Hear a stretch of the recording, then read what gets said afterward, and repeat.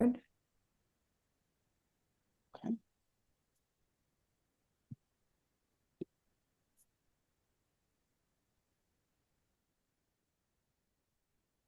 Let's see. Hey Mo, Hey, Ricky. we're live. We are. The doctor is in on The YouTube, doctor is baby. in on YouTube. We're doing it on YouTube. Isn't that so Hey, cool? Mo. Hey, Ricky. There it goes.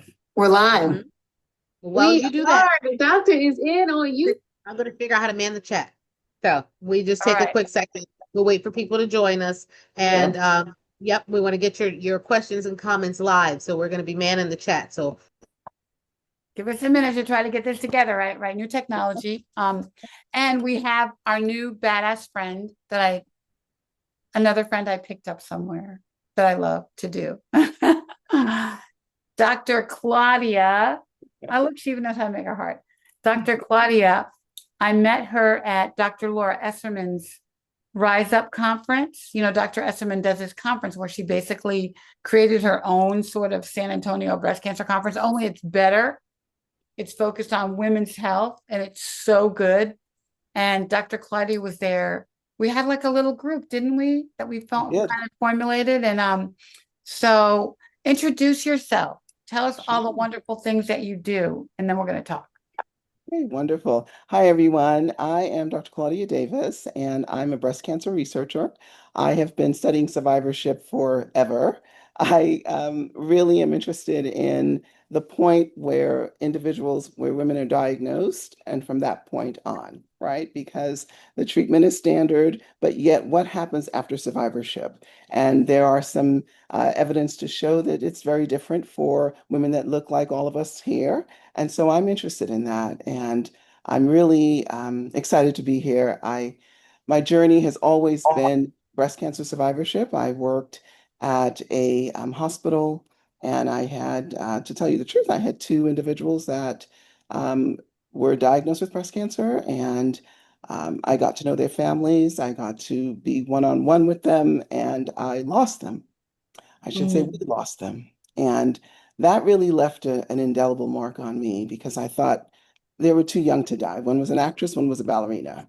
And Wow. I wanted to really make an impact. And that I'm working for all the women that are diagnosed, all the men as well. There's a small number of men I'm at. too. Yeah. a And so growing number of men, though, you know? Right. But those Right. outcomes, when you look at what's happening, the statistics for men do mirror those of Black women. So it tells you something that is systematic and structural and pervasive and not just the biology of things. But um, you're so right, Doctor. Can I call you Dr. Claudia? Is that okay? yes, please. Okay. Yes. Dr. Claudia, because when you look, I was at the Society of Breast Surgeons meeting in Seattle this year, and there was a pre-meeting course on cancer exercise and nutrition and integrative therapies. And you know what was missing from the conversation, from the panels, from the data? Yeah. Us and the Right. research, right? We need to be doing research with us on these topics, and it doesn't always happen. Right. You are 100% correct. It doesn't always happen, but that's where the rubber meets the tire, right? The road meets the tire meets the road, if you will. That's where we need to really have an impact. So, yeah, I Yeah. agree with you And on we, that. and we, we know we have a different disease biologically and all the things, but I think we also have a different disease emotionally. And we talk about the Black woman in the purple cape and all the things that we deal with as Black women. And so I think our mental health needs Mhm. are different and need to be addressed. I was just at a meeting, Mo, with one of our favorite pharma partners, and we were talking about survivorship and what that looks like. And they made a lot of assumptions about people learning about survivorship right when they finish their treatment. I'm like, you have no idea what survivorship is. You don't even know you're a survivor yet. You know what I mean? But at what point do you really know what survivorship is as a thing? It's not until you get that stressed out day or that neuropathy or that just like emotional breakdown. Holy shit, where am I today? You know what I mean? Or that different kind of fatigue you've never had before because it's emotional fatigue, right? But there's so many things, and I'll let you speak to your research, but I mean, I had no idea what survivorship was until probably 2 years down the road, right? Right. Absolutely. So I will share that for some women, they're into survivorship from day one. Like, okay, I'm going to beat this. Okay, I am going to beat this. Yeah. So they're in that mentality. And at the same time, you also find out that it's a journey for some as well, right? And that you have individuals, for example, I work with breast cancer survivors in the community, and one of the individuals told me, she said, everyone is concerned about this, and she was doing her breast as this, but she said, but no one is concerned about what's here, right? So what psychologically is occurring. And you're absolutely right with regards to the effects of chemotherapy. You have chemo brain, you have your fatigue, yeah, right? And so there are multiple factors that come into play. And then you also have the fear of recurrence as well, right? That's in the back of your mind. And so that's Never goes away. It never goes away. I'm almost 15 years out, it never goes away. Yep. Scanxiety is real. And Dr. Claudia, you're right when you say that it is defined differently for different folks. And some of us give a definition to our patients. Survivorship starts at day one, right? And so my patients come into this knowing whatever your stage, whatever our journey is, this is the time that we start focusing on survivorship as a journey, not as a destination. But many others are taught that survivorship happens when you ring that bell, right? And then it becomes this sort of magical place that you get to eventually if you're lucky. And then after that, everything's supposed to be okay. And their family members like, well, what do you mean? You rang the bell. And I feel like there's so many different even definitions of survivorship. You are 100% correct, right? So you have the body of research that says that individuals don't really like the word survivorship. It's thriving. We are Really? thrivers, right? Oh, yeah, Yeah. we are thriving, right? And And is that so stage four or not just stage four? I'm sorry to cut you off, but I'm so yeah. curious. Yeah, it's a concept, right? So you have Yeah. individuals that and research that shows that it's for some individuals it's a pebble, it's a pebble in the on their journey. It's small, it's not a big thing. But for Black women, in one study that I have done, it is they do define their journey as survivorship. It is defined as that, fully survivorship, fully understanding that word is embraced more so than other individuals. And so we recognize that there could be other factors too, right? Because you have other competing factors that are occurring. And so that survivorship is really embodied in women that I work with. Wow. Mhm. Wow. I remember when I first was trying to figure out if I was a survivor or not, everyone said it should be when the cancer was removed from your body, which was my mastectomy, right?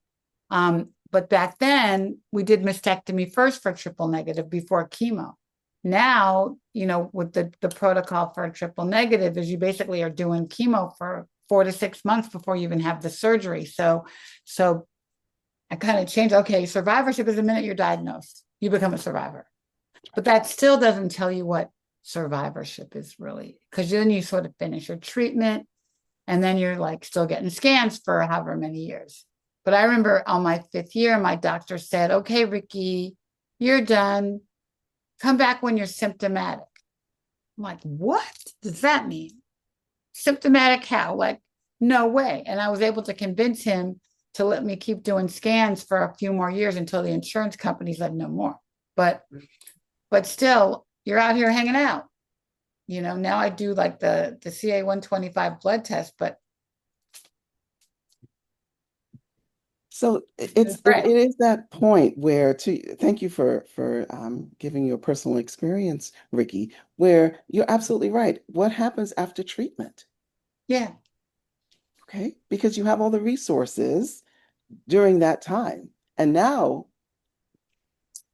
yeah. treatment has ended. Mm, Okay, mm, where do we go from here? And then that's what we were talking earlier about cardio-oncology and what's happening long term. What are the long-term effects that may right. occur that we need to dive into? And we I'm thankful that we are talking more about survivorship. And sometimes we have a tendency, let's go ahead and treat, absolutely, but then what happens after that? And that's Right. where I think that piece is missing or should be expanded, should be talked about even more so, because it's different for a lot of folks. Yeah, and standardized a bit because sometimes it's not until you have symptoms that things get addressed, right? So we're getting better, I think, at checklists. We have a sexual wellness checklist where we say, hey, listen, do you have certain symptoms? Are you having dryness, et cetera? Do you leak when you giggle? Things like that.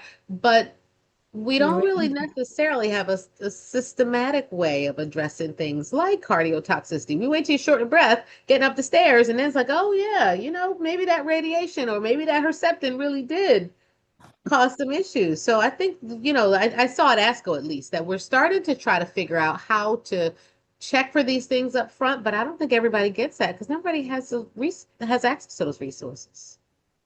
Absolutely. Yeah, I agree with you. The other area too is just that component of how are you adjusting, right? Yes. To Yeah. completing treatment, right? How is it for you, right? What does that look like?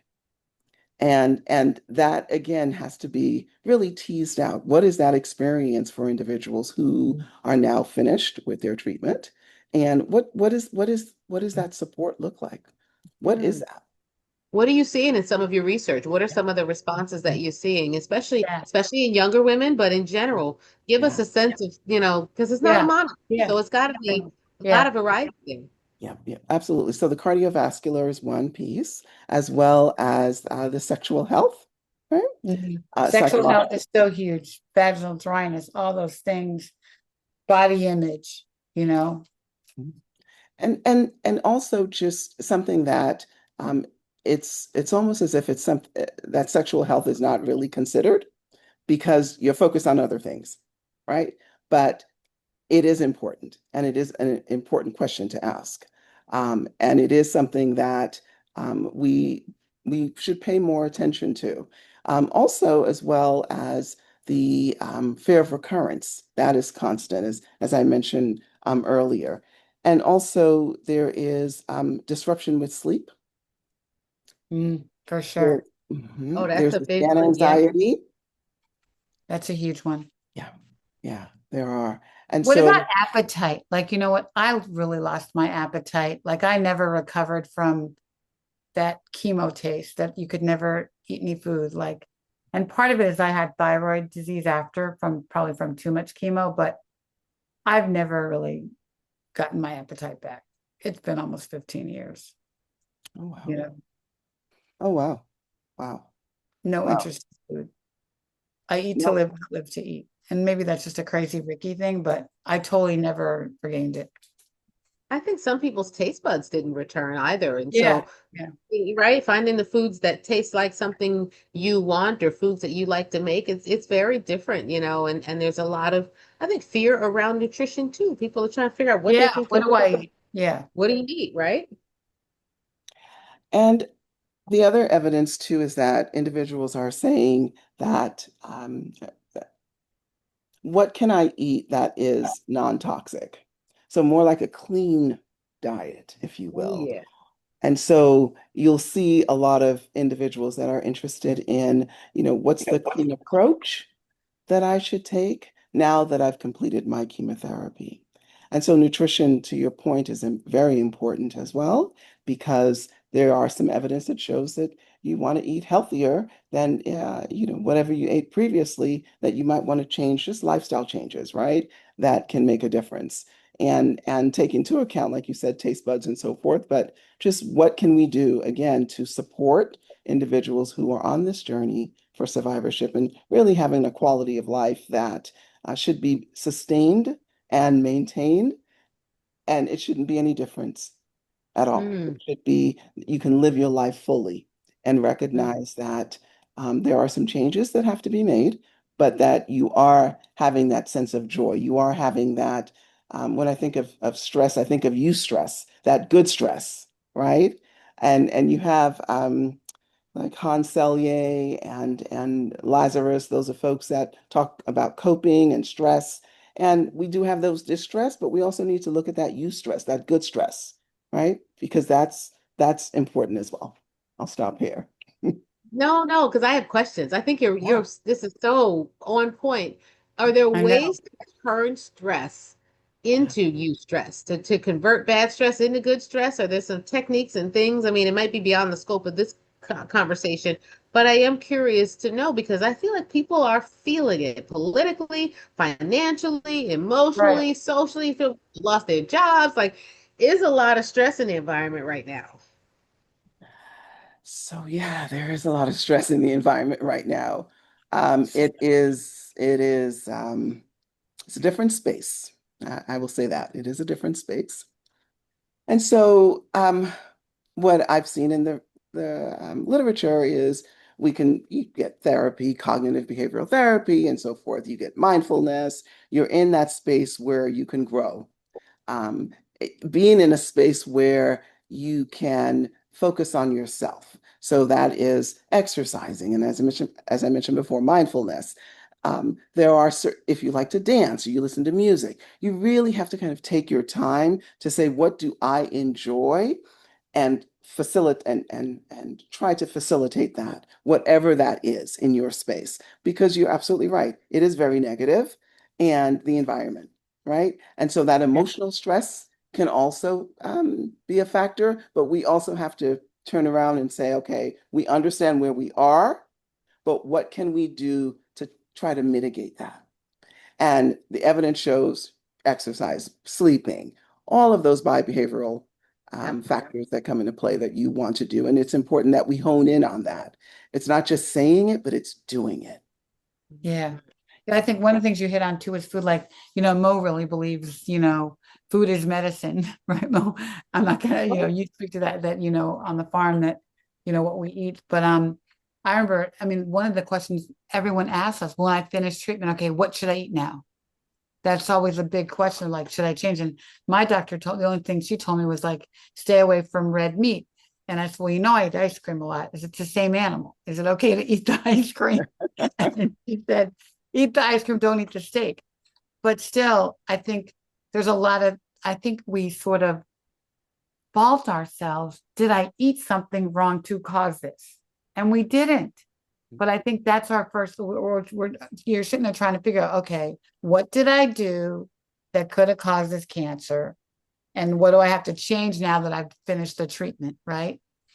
And like it's, as Black women, okay, it's got to be my fault to some degree, right? Which is crazy for us, but that's how we deal with everything. Like, we try to take the responsibility and accountability for anything that happens, because we're such control freaks.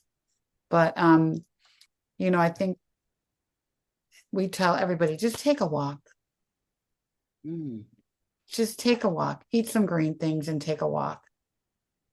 Yeah, But eat more living things, right? yeah, Yeah, and breath work. I talk to my patients, especially the ones that have anxiety around scans. We talk about breath work even before surgery, before your infusion, before you go in from that parking lot to go get that scan. Let's take 30 seconds and let's breathe. And it doesn't always work. I've been sitting here today trying to breathe through something, and some days it works, some days it doesn't. But the conscious act of at least trying it and recognizing the stress itself. Because I feel like sometimes we just move through life and you don't even realize how stressed you are. Your elbows, your shoulders up to your ears. yeah. And, until somebody goes and does that, you don't even realize how much stress you're under. But, the thing that I see, Ricky, with this too, is yeah, about with nutrition and control, right? It goes back to control. What can you control? And I have patients who are coming to see me and they have eliminated every single thing and it, work right. focus. I said, maybe we talk about what we add in, and maybe we look at it less of a what am I cutting out, but what can I add into my diet? What can I incorporate? What can I control? I said, because I'd rather you drink water and worry about microplastics later than be dehydrated. And we can switch to glass, but if all you have is a plastic bottle, drink the Drink water. it. Drink the Drink water. water. Drink the water. Yeah. Right. Yeah. Yeah. Yeah. Yeah. To your point, there is evidence that shows just movement, whatever that may be for that individual. Right. Put on Just some Michael Jackson and dance in your living room, or even in your car. I dance everywhere, but It you makes know, a difference. It really does. It And it really, doesn't have to be quite so prescriptive because I think the right, studies, a lot of especially the exercise physiology ones, yes, structured yoga, yes, structured exercise, but there's other studies that show even just some high intensity, movement for short intervals, right? 5 minute dance party, like you said, maybe a couple times a day. Can you do, take those stairs and get out of breath by taking the right, stairs? And right, that's that right. the same thing as going to a gym and paying for a membership. I feel like we overcomplicate it a little bit too, maybe. I Yeah, agree. I agree. We have to look at the simple things in life. I always like to tell my patients that I work with, have you gone outside and just listen to the birds, just to Mm, be in that environment where you're not focused, you're not on your cell phone, but you're really enjoying that outside experience. And that takes you away from from some of the stresses that you might be experiencing right then and there. So I think we should be a little bit more mindful of sometimes we have it right within our confines, if you will, and that we can utilize that as well. I also want to point out there's some research by Geronimus that talks about the weathering syndrome, where we as Black women have that ability to, as Ricky said, we're we're we're doing everything, right? And we're constantly from all the being, things. we're doing everything. We're just we're keeping moving. We're doing everything we are, and that stress level increases, right? So it's almost like a car that's constantly engine that's constantly revving up, and that's not good physiologically as well. So we have to step back and recognize that yes, there's that superwoman schema, and yes, we can do it all, but at the same time, when we do it all, what is it doing internally to us? What is hypertension, stress? What does that look like? So I think, have to focus a little bit more on taking care of ourselves and taking care of each other in the space that we're in right now. Yeah, what yeah. excites you the most about your research? What is exciting to you now? Oh, wow. Thank you for that question. Oh, gosh. To be honest, working with women that look like me and that those who are um, dealing with breast cancer. And that has always been my area of interest, and it will always be. Now, it's a little challenging right now, okay? Just because, but the work speaks for itself. The science speaks for itself. The evidence speaks for itself. And how can we stop? Can't stop, won't stop. That's right. Yeah, stop won't stop. Cannot. Wow. And that's why I mentioned the area of heart disease, right? So we want to know a little bit more about that, especially for individuals who have radiation, chemotherapy, and then you're also looking at other predictors as well, other risk factors. And at the end of the day, um, women that I've worked with have said that, I had no idea. I thought that I was going to uh, find out that my cancer has metastasized, but now I have heart failure. And Right, right, I was not informed about that. And so what right, does that even look like? And so we, right. I believe, need to do a better job in just sharing what risk factors Yeah. are that individuals might be at risk for, but then also um, seeing how we can identify this a little earlier, possibly, Yeah. and what we can do to improve their outcomes. Yeah. Yeah. I found with my mom that she's had COPD for many years, 15, 20 years. But in her last years, they told us she had congestive heart failure. Now, did she have it 5 years ago? She probably did. But I think that at some point, especially with older people, they kind of put you in this box where you have this or you had breast cancer. So anything we look at around you is going to be relative to that, as opposed to, could you have another disease? Right?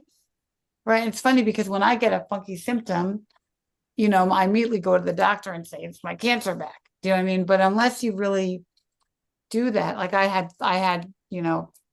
Graves' disease, which is hyperthyroid, right? Is probably from a lot of chemo. They really can't say, but I mean, my instinct was to go to my oncologist.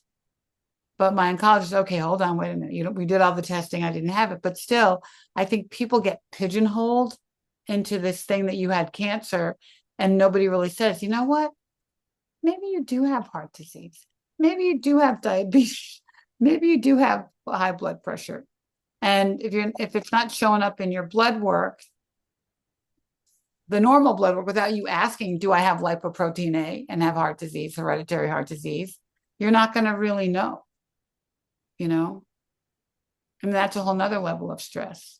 I think the stress of just trying to figure out what you have is a whole nother conversation for you. Like, do I have another disease, or did my cancer come back, or what is it?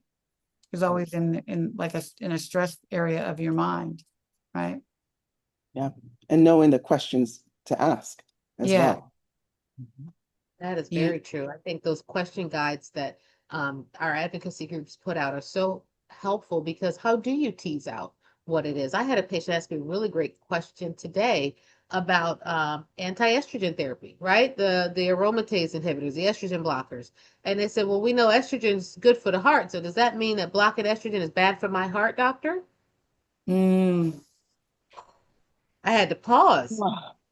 Right? And Yeah, I'm like, boy, this is a patient that really won. I mean, this because the answer is not necessarily, but right. also we don't entirely know. mhm, And it was such an astute question to think about. Okay, well, I know estrogen protects my heart because the study showed that the estrogen, it's cardioprotective. But what Right. are the Right. going to be the side effects of this pill? And fortunately, I'm a surgeon. I could say, you can talk to the medical oncologist about this one, and kind of shift that responsibility for the larger conversation. But that's not an excuse. Like, I had to be able to answer, pull out some data, and talk about these things. And it was Right. it was a, Right. a difficult conversation that we're probably not having enough with people in terms of what to expect. They call it the latent and the long-term side effects of things. How would you know if you had pulmonary fibrosis? How would you even know if you Right. are How would just you know? short of breath getting up the stairs versus, this could be CHF? I don't think we really educate people about that enough either. Right.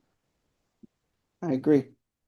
There's an opportunity, there's a gap there, right? So we need to focus on addressing that. Absolutely. Mhm. I couldn't agree with you more. So Absolutely. tell us more about your research and what are some of the interesting things that you've shown, and are you recruiting for any trials right now? How can people, get more involved in this if they're watching and say, "Well, I don't live in California, but I want to do something about this." What do you think people Right. should do? So it's a separate questions. I'm sorry, it's too many. But No worries, no worries. Well, first of all, I'm going to advocate for Ricky's team with regards to clinical trials. Number one, that's the first thing, right? We're going to advocate for that. And also, I'm new to my position currently at the university, and so I'm just starting to get situated with regards to my research. And I know now where to reach out to, i.e., for individuals who are interested, who meet the criteria for areas of research that I'm looking at. One in particular that I've mentioned before is that cardio-oncology piece, because I feel that, and it's not only so much I feel, but more of what patients have shared with me, right? Breast cancer survivors have shared. And that is an area that could be further developed for Black women. And why do I say that? Because the evidence shows that there are some risk factors, right? And those risk factors can have an impact on overall treatment. And so we want to highlight those risk factors and see how we can mitigate those, number one. But then, two, I also want to get a better understanding of what are the treatments in place ahead of time. Like, how can we mitigate that? Right. And I'm still exploring that. So once I'm able to really write the specific aims and write the study, then certainly I could reach out to individuals that may be interested and might meet the criteria. I also would say that there's always an opportunity for collaboration, right? Well, yeah, I was about to say, we would love to do some of this research with you. Absolutely And would. I'm sure that our audience would love to participate and be a part of it. You know, we can always, when you're ready to do it, come back on the show and we'll say, who wants to sign up, you know, but we would love to collaborate. And just, you know, to me, we don't have enough data about Black women in any capacity, whether it's about the biology, whether it's about the emotional support, whatever. The more we can get, the more we can study us and our experiences and our cancer is so important.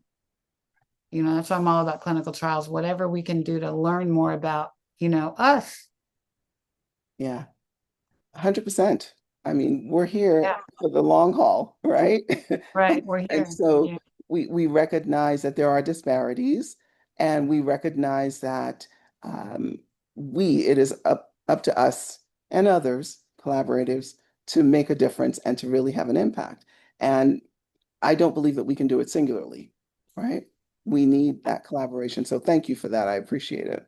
I will Yeah. absolutely do that. Sure.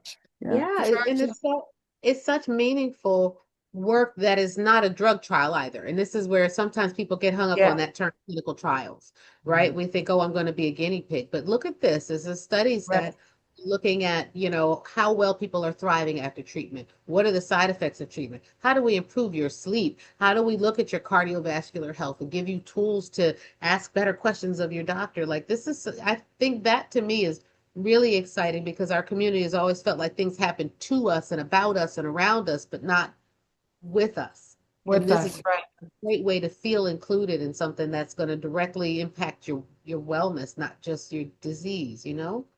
Yeah. 100% Yeah. along that trajectory, that survivorship trajectory, right? Right. Yeah. That's exactly it.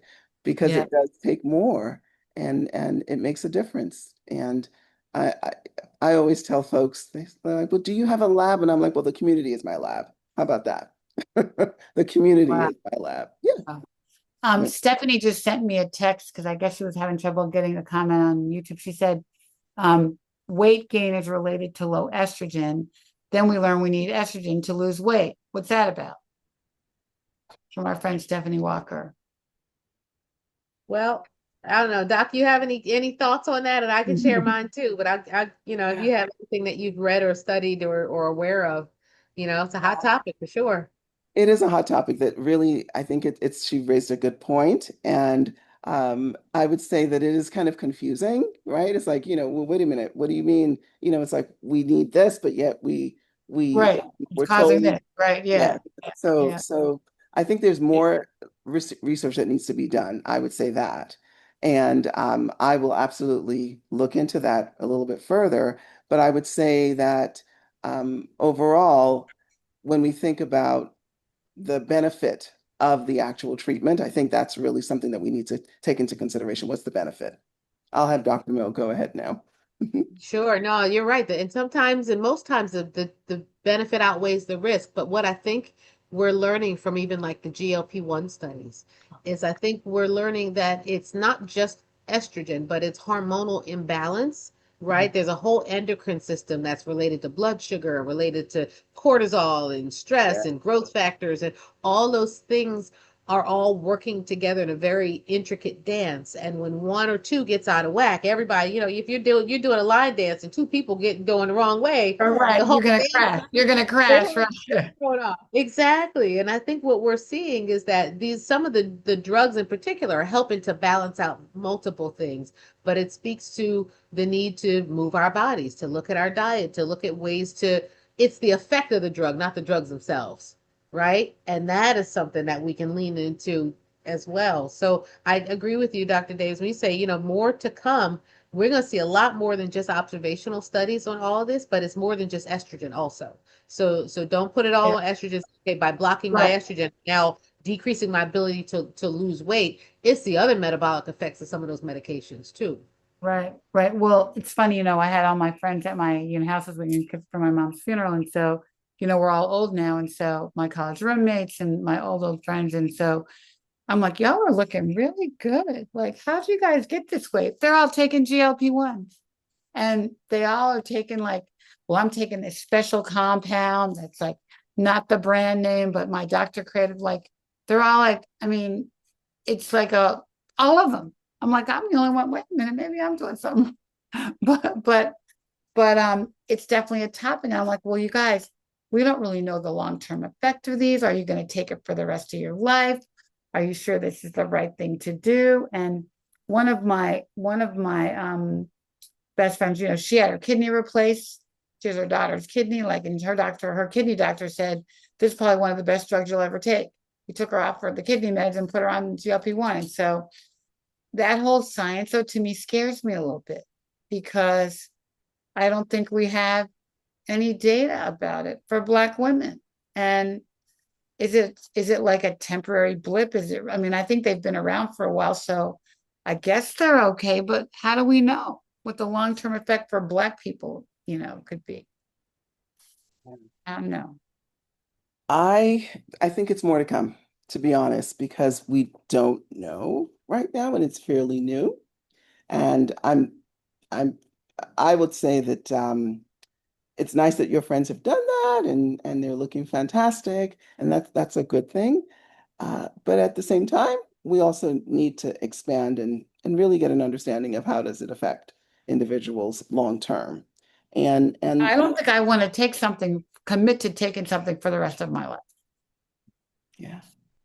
every day, a shot or whatever, every week or whatever. I'm not sure if I want to sign up for that. I think I'm And hoping that, like other medications, like metformin and others, that it could be a bridge to, maybe come off a medication, but it only does that in the presence of lifestyle modifications that I don't know that we always talk about, focus on, or make accessible to people. So I think we probably need to do a say, let's see, a concomitant job of not only studying the effects of the drug, but also looking at the processes by which people can sustain the weight loss, the right, glycemic control, right, whatever the things are. And I don't know. I'm sure those studies are happening, but hopefully they're happening with us, with our diet, with our right, lifestyle, with our right, budgets, with our stressors. right, And right. don't know yet. Right, right. Yeah, yeah. We'll see. I guess the jury's out, but we do know that, I mean, we talked to Dr. Coralmini and a couple people that said that, GLP-1s are helping with cancer to minimize cancer recurrence, with the exception of triple negative. But that data is proving out, but still, again, we don't have a lot of data with Black women. So more So to the come. study, I didn't mean to interrupt. So just to clarify, you're saying that there is a correlation now with Yes, what? we have some data that Nice. shows that GLP-1s do help with cancer, minimize cancer recurrence, with the exception of TNBC, triple negative. Which is very prominent for Black women. We get it 3 times already. So, Right. Okay. And there's observational studies also looking at GLP-1s to reduce the risk of even developing a first cancer. That was a study that came out of Penn. That was the big late-breaking ASCO podium session. But yeah, you, again, observation and correlation doesn't equal causation either, because we are yet finding that there could be a hormonal component to triple negative that we don't know of, right? Androgen pathway and other things. right, So, right, who's to say? right. Yeah. Okay, so much more data to get. But all right, I want to go back to the basics for a minute before we close out. What exactly is stress? I mean, like, I'm so stressed out. Well, what are you talking about? Like, what, you know what I mean? Like, how do you know if you have it? Because some people ignore it and some people live in it as an excuse for everything. Yes, yes, absolutely. So it's like that physiological stress that you can almost like that flight a fight response where you feel very nervous and you can physiologically you might have your heart starts to palpate, you might start to sweat, you might get very diaphoretic, and also you might Exactly. see where there's also that dry oral mucosa where you might not salivate, but you might have that dry mouth, if you will, right? Mhm. And so you are in that fight or flight response, if you will, and you're very stressed out. Your heart rate is increased, etc. And that is physiological. But then that psychological component is where you feel a little anxious. You have anxiety, you have some distress. So it's both components, right? And it's evident sometimes by the physiological mechanism that I just mentioned, where you have hypertension or high blood pressure at a moment. You might have, again, tachycardia, fast heart rate. You start to become diaphoretic. So stress is also, in addition to the physiological component, stress is also where individuals might have other symptoms, such as a stress headache, right? As you were touching your head, where you just feel very, very nervous and you feel anxious. And so that is where that distress comes in. And that's why at the beginning of our show, I talked about having that eustress, that good stress, that balance, right? So that it's not so focused on all of that components that will make you even more upset or more depressed. There's there are tools that we can assess anxiety and depression, right? There are questions that we can ask. How's your day? Right? There are questions that we can say, has this been an ongoing experience for you? And then based on that tool, we can also give treatment and or therapy. So everybody feels it at some point, but you bounce back from it or not, right? That's the whole idea, is that you want to be resilient, right? You want to show resilience, and that, it's almost like we're stretched, right? And then how much can that stretching impact our lives, right? So Mhm. how much does that stress impact your life so that it incapacitates you? Or you recognize, this is stressful for now, but this is what I'm going to do to get through, right? So you have those resources in place, whether it be your spirituality, whether it be you have a friend that you can talk things to, whether it be journaling, whether it be in this space right now where we're sharing our experiences. All of that comes into play. Or you ignore it and it manifests as illness in your body, right? Which is another stress response that we probably don't talk about either. There's some people who don't, they try not to allow stress to impact them or to manifest at all, but it always does. And looking at how Black women especially experience stress, right? We may not snap at people. We may not shut down. We probably don't close the door. We probably just keep moving, and we become hyper productive, and then start working on 5 and 6 projects. And next thing you know, and it's an overachievement response that I think Black women especially, we dig in, right? When we get stressed, what do? We work harder. And it Here we isn't go. always Yeah, right. here we go. Hot kettle, Well, hot kettle yeah, black, right? yeah, we just dig in more. I mean, well, I really do believe stress caused my breast cancer because I internalized it, you know, Yeah. really do. Um, Well, but you know, I want you to take that on, right? Because I feel like yes, we can manage things differently, but so many people feel like something they did caused their breast cancer, and it's like, yeah, no, this is what we can do to take back some control, not focus on the source, but look forward more than backwards, I think. And for me, that's what survivorship is kind of about, right? It's not looking at what was, but looking at what is and what could be, and how do we move in that direction, I guess. Right. yeah, Absolutely. And then we know also that 85% of cancer is environmental, right? And so we have to consider that as well. And then you have, your 10% that's genetic and 5% is unknown. And so what does that environmental piece look like for each and every one? yeah, Wow. yeah, yep, yep, yep. Steph brought up another question too, the stress of being metastatic. Oh, yeah. Yep. That survivorship too. What are they, sort of how do you deal with all of the emotions that sort of go along with that? Um, we did this retreat with Whitney a couple of weeks ago, I guess a month ago now. We had 8 young metastatic women who had gotten breast cancer under 40, Mm-hmm. and 2 of them stopped taking the tamoxifen, had a recurrence metastatic. So you can only imagine the stress they were feeling.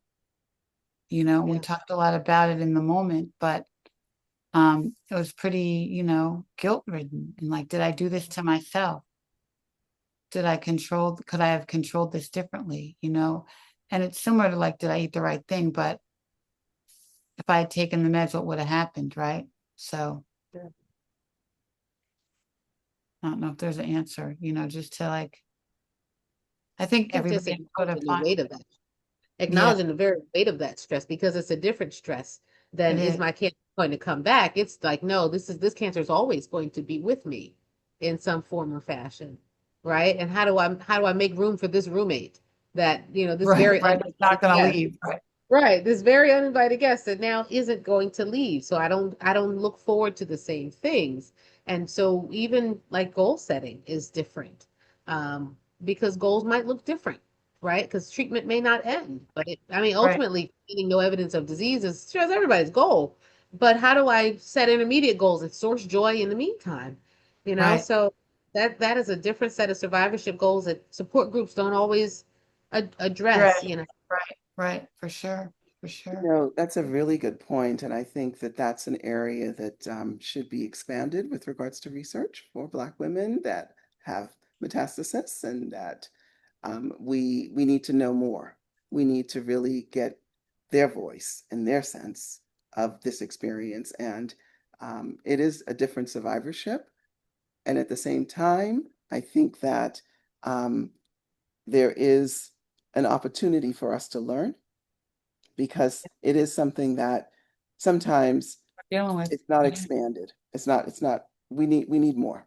I would say we need more information. We need more data. We need more studies. We need to get their experiences. Yeah, yeah. I'm gonna make a note on that. How about that? I love that. Let's do it. That could be another study we do together, Yeah. I know we're building a mental health tool with Whitney O'Connor, the Booby Queens, it'll be on their website with a link from ours with some tools for mental health Okay. for That's great. metastatic women. So that should be up in a couple of weeks. That's Excellent. great. So Let us but know if we'll, we can we'll contribute to build on that it. too. Hmm? Yeah, because we did our metastatic retreat here. We had about 12 Yeah, women it also. was the same day. We did them on the same time. Remember that, Mo? We sure Yeah. did. We should combine our data though. We should look No, at how I to know. support. We'll do that. Let's do I that. love it. I love it. Dr. Claudia, what advice would you give people who are watching and they're like, you know what, I'm feeling it. I feel it here. I feel it here. I feel it here. I feel it here. If there was some tools or tips that people could take away, what would that be for them? What do you think? Sure. So I would say first and foremost, try to release that stress, right? And absolutely. And whatever movement, and again, I cannot stress exercise Okay. and Right. movement and yoga. Moving your body. Yeah. Move your body. And I would Awesome. also say be in a space where you can find a sense of peace, whatever that is for you, right? And so if that is spending time with your friends, right? Just being in that room, going out to lunch, whatever it is that gives you joy, find that. And be in a space where others are giving you support as well. And if it's with your family, if it's with your friends, whatever that is to elevate that cortisol level, right? That's what we want. That's the numbers there. And I would also say that for individuals who are spiritual, right? And that component Mhm. is important as well, that's where you find your space where you can feel that Find peace. this is where this is where you want to really get some strength back. Then I would also state that be in tune with your body. And if you sense that there's something that's not right, get it checked out. Yeah. Right? Yeah. Absolutely get it checked out. Yeah. And laughter is important. Laughter's critical, Yeah. right? Try to laugh every day. I know one of my prescriptions from my oncologist was to watch a funny show every day. So the whole time I was on treatment, I watched I Love Lucy every day. Like I watched that chocolate episode, I don't know how many times, but That's so because that was funny because I use that episode to talk about what cancer is and how it develops. And I'm getting to the point now where not enough of my patients have seen I Love Lucy. And I I said, boy, know, right? I, We're I really mean, I started looking at these grades and I said, I feel old because people are like, I'm like, you ever watch that episode of I Love Lucy with the chocolates? And the yeah. women of a certain age get it. But the young ones, they're like, I have no idea who she is. I love who? I know, but when you show it to them, they crack up, right? Yeah, yeah, Yeah. it's still good for sure. Yeah. Thank you so much, Dr. Claudia, Thank for you being so much, here. And, Dr. you know, Claudia. I know You're you now in got our our heart. family, you know, when we scoop you Oh up, yeah. you're done. Yeah, yeah, it's research collaborations from here, you know. So Oh, beautiful. between Touch and the farm and the work we're doing here, and Meals Movement and Mindset in Survivorship, we would love to partner with you and Yeah, really help to, you know, continue to expand the work that you're doing at such a time as this, when we know what's happening to grants and funding and research that, you know, that is tailored to looking at this particular issue for us especially. So you got friends and support, you know. Thank yeah, you. I appreciate that. Absolutely. I really do. yeah. It's heartwarming for sure. It really is. The work Great. continues, and it's nice to have that support and the collaborations, and that we can make a difference. We can make That's a right. difference. We're right Yes. here. We can make a difference. We try every day to make a difference, don't we, Mo? We Yeah, do, you in know. whatever way we can.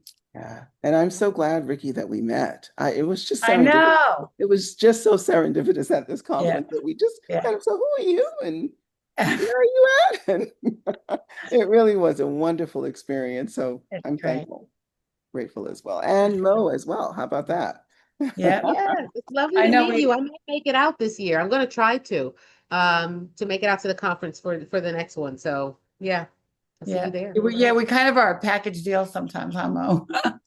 Listen, we are. God put us together, and that's just that with that. Yeah, So, you know, we're yeah, gonna keep this train moving every Wednesday yeah, night on whatever platforms God sends us, YouTube, Black Doctor, all the things, our own right. network, streaming platforms. Listen, the message We're has to here. continue, And we'll right? get it out there somehow, some way, every week. Every week. Yeah, yeah. What we set out Absolutely. to do. We hope it's relatable, reliable, and real. If we meet that criteria, then we're doing our job. Yeah, We've yeah. done it. We've done it. We've done it. Bless you, love. Yes, yes, All right. absolutely. Bless Absolutely. you, love. Thanks for everything. There we Thank got Yeah. hearts. you. Take care. There we go. All Love you, right. love. Love you, Clyde. Thank you. Love you Bye. too. Okay, See you bye-bye. next week.